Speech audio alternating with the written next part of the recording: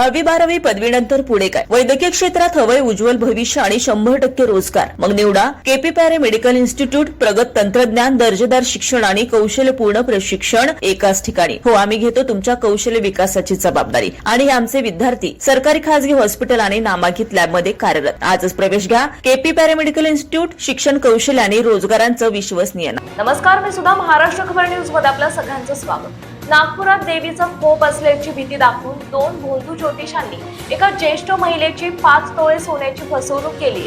या प्रकरणाचा पोलिसांकडून तपास सुरू आहे. नागपुरात अंधश्रद्धेचा गैरफायदा घेत ज्येष्ठ महिलेची लाखोंची फसवणूक झाल्याची धक्कादायक घटना समोर आली.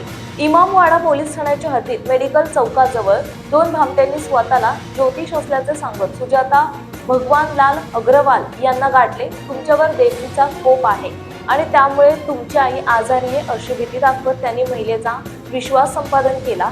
यानंतर देवीचा कोप दूर करण्याच्या बहाण्याने अंगावरील सर्व दागिने आणि मोबाईल पिशवीत ठेवण्यास सांगितले.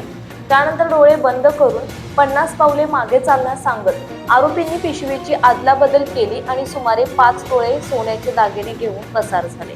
फसवणूक लक्षात येताच महिलेने इमामवाडा पोलीस ठाण्यात तक्रार दाखल केली. या प्रकरणी अज्ञात आरोपींविरुद्ध गुन्हा दाखल करण्यात आला असून संपूर्ण घटना सीसीटीव्हीत कैद झाली. पोलिसांकडून आरोपींचा शोध सुरू असून नागरिकांनी अशा भोंदू ज्योतिषांपासून सावध राहण्याचे आवाहन करण्यात येत आहे. फसवणूक लक्षात येताच महिलेने इमामवाडा पोलीस ठाण्यात तक्रार दाखल केली. या प्रकरणी अज्ञात आरोपींविरुद्ध गुन्हा दाखल करण्यात आला असून संपूर्ण घटना सीसीटीव्हीत कैद झाली. पोलिसांकडून आरोपींचा शोध सुरू असून नागरिकांनी अशा भोंदू ज्योतिषांपासून सावध राहण्याचे आवाहन करण्यात येत आहे.